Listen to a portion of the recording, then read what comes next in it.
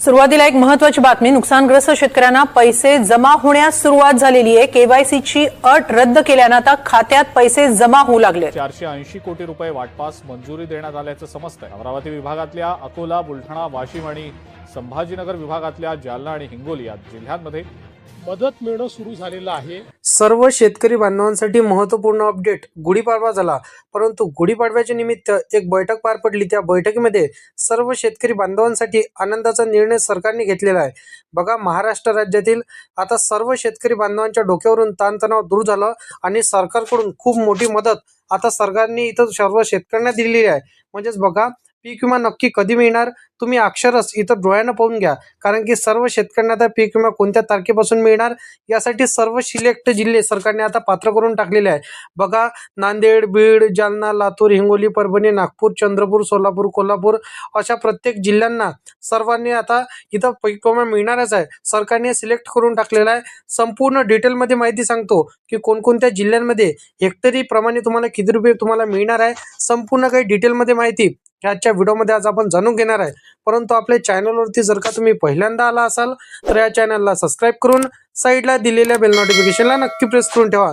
तर शेतकरी बांधवांनो, बघा, राज्याचे लाडके मुख्यमंत्री म्हणजे सर्वांचे लाडके देवाभाऊ शेतकऱ्यांना हितासाठी मोठा निर्णय त्यांनी घेतलेला आहे। पीक विम्याचा रखडलेला निधी अखेर मंजूर करण्यात आला। आता बघा, नुकताच निर्णय जाहीर नाही तर प्रशासकीय पातळीवरची सगळी तयारी सुद्धा पूर्ण झालेली आहे। आता सर्व शेतकऱ्यांना प्रत्येकी आता हेक्टरी किती रुपये मिळणार आहे पुढे तुम्हाला सांगितलं जाणार आहे, कारण की बघा, काही तासामध्येच सर्व शेतकरी बांधवांच्या खात्यामध्ये इथं पैसे जमा होणार आहे। आता तुम्हाला इथं आठवतच असेल, गेल्या प्रत्येक इथं दिवसांपासून आपण ऐकत होतो की पीक विमा आज जमा होईल, उद्या जमा होईल, परंतु आता सर्व शेतकऱ्यांनी इथं पीक विमा जमा झाला नव्हता। मात्र आता सरकारकडून केवळ घोषणा झाली नाही तर थेट सर्व लाभार्थ्यांची यादी सरकारने जाहीर करून टाकलेली आहे। याचाच अर्थ असा आहे की तुमच्या इथं जसं की सर्व शेतकऱ्यांना हेक्टरी इथं 58,000 मिळणार, 50,000 मिळणार की 22,000 मिळणार, हा आता अलग अलग जिल्ह्यांसाठी अलग अलग पैसे म्हणजे अलग अलग हेक्टरी प्रमाणे तुम्हाला पैसे मिळणार आहे।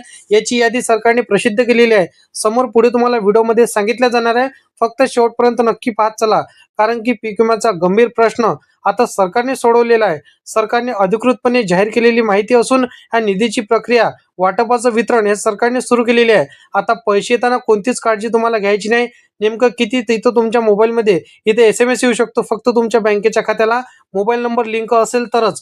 आता बघा, मी तुम्हाला प्रत्येक जिल्ह्यांची यादी समोर सांगणारच आहे की गेल्या इथं भरपूरशा दिवसांपासून कोणत्या वर्षीचा तुम्हाला पीक विमा तर कोणत्या वर्षीपर्यंत मिळणार आहे। बघा, आता आपल्याला बघा, सर्व शेतकऱ्यांना गेल्या 2023 आणि 22 वर्षापासूनचा 2025 पर्यंत जे काही अवकाळी पाऊस असेल किंवा पावसामुळे झालेल्या नुकसानीमुळे हे सर्व काही तर तुम्हाला तुमच्या खात्यामध्ये पैसे पाहायला मिळणार आहे पीक विम्याच्या स्वरूपामध्ये। सर्व शेतकऱ्यांना आर्थिक मदतीसाठी सरकारने पीक विम्याचे जे काही रखडलेले आणि थांबलेले थकीत आता जे काही दावे होते ते मंजूर करून टाकलेले आहे।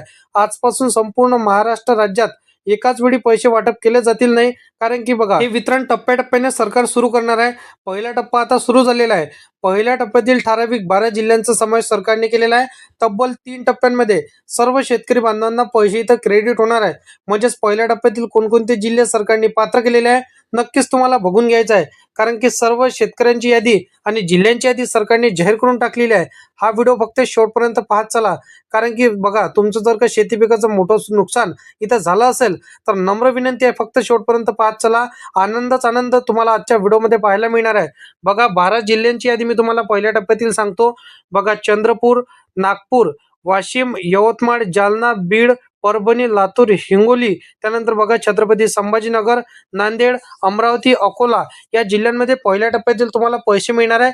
दुसऱ्या टप्प्यांची आणि तिसऱ्या टप्प्यांची यादी सांगतो, पुढे फक्त व्हिडिओला शेवटपर्यंत पाहत चला। आता हेक्टरी जर आपण पाहायला गेलं तर सर्व शेतकऱ्यांना इथं 28,600 रुपये हेक्टरी तुम्हाला मिळणार आहे। सर्व शेतकऱ्यांना इथं या जिल्ह्यांमध्ये 28,600 पासून तर तुम्हाला त्याच्यापेक्षा जास्त रक्कम मिळू शकते, परंतु कमी रक्कम तुम्हाला मिळणार नाही। सर्व शेतकऱ्यांना तर इथून पुढे रक्कम मिळणारच आहे। फक्त तुम्हाला काय करायचं आहे, फार्मर आय डी काढली नसेल तर काढून ठेवा आणि बँकेच्या खात्याला हे आधार कार्ड लिंक करून तुमच्या बँकेच्या खात्यामध्ये 500 ते 1000 रुपये तुम्हाला शिल्लक ठेवायचे आहे असं सरकारने सांगितलेलं आहे.